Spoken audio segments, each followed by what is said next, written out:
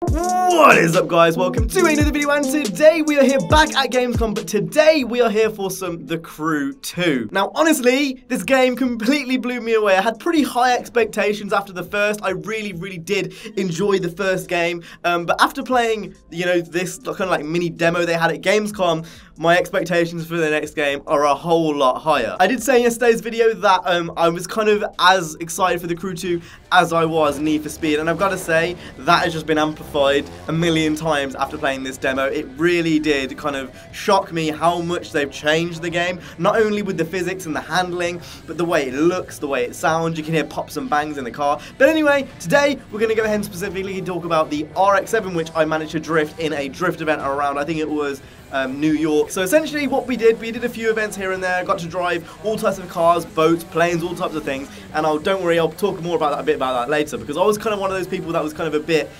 cautious when they first mentioned boats and planes, but I've got to say the way they've done it, it's really cool. I still can't see myself, maining a boat or a plane over a car. That's just not how I like to play The Crew. But that's the great thing about this, is the fact that, you don't have to. It's the options there, and it's nice to see how, streamlined and quick it is to do. But again, we'll talk about that in a different video. Today, we're going to focus on this drifting gameplay. So, the physics have been completely reworked. It feels completely different. The drift physics in the first Crew were decent, but it kind of felt like the car was on ice at some points. I've got to say, the way it's done here is just completely mad. So you can see me right here going with a bit of tandems with Theo. Theo was actually in my lobby. He kept ramming me in other games, but we'll talk about that a bit later. In this one, it was non-contact. It was a ghost mode, so it doesn't matter where you went. Obviously, when you were drifting, you just kind of go straight through someone. And I've got to say, overall, the way they've done it is a million times better. In the drift mode now, if you do crash into a wall, you'll lose your points and your multiplier. You can see the multiplier and the points at the top of the screen,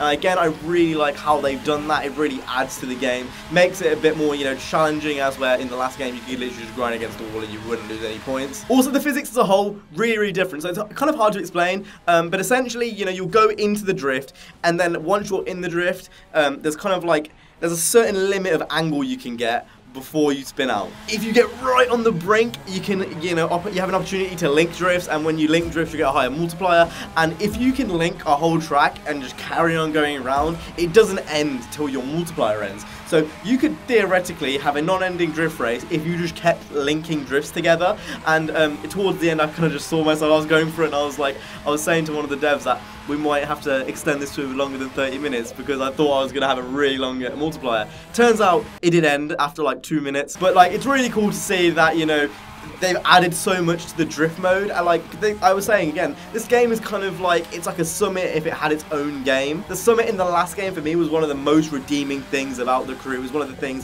which got me back into The Crew after not playing it for a while. So the fact they've kind of taken that idea and just made it its whole own game is really cool. And the drift mode is much improved. Again, it's kind of hard to explain in a video. I know you can kind of see it, but trust me, the physics are completely different. I think a lot of people for Need for Speed were looking kind of towards like a black box kind of physics model, which isn't going to be in Need for Speed. It's not that type of physics model. I think the Crew lends itself more towards that type of handling model.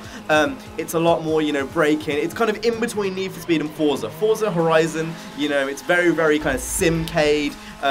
It's not really like when Need for Speed is where you drift around corners and stuff. I think the Crew is that kind of perfect middle ground of you're not drifting around corners all the time, but you're also not braking ridiculously to corners like it's a simcade game. It's kind of in the middle, that perfect arcade balance, and I think Ivory Tower have honestly really knocked it out of the park with this one. I've got a lot more to show you guys. We've got race gameplay, boat gameplay, all types of things to show you guys, including a new photo mode, which is absolutely insane. I might have to make that as the next video. But yeah, there's a whole bunch of things that they're showing off. It's amazing. I've got to say, all I can really say is just sign up for the beta and try it for yourself. Honestly, I think the Crew is a bit of a dark horse when it comes down to racing games. Not many people are really looking at it as a contender to Horizon, to Need for Speed, but honestly, if you ask me, I think they might have it in the bag. All I'm saying is Forza and Need for Speed needs to get working because honestly, the Crew, it really did shock me how much had changed and how much, was added to the game. I've been a big fan of what Ivory Tower has been doing for many years now, since the original Crew,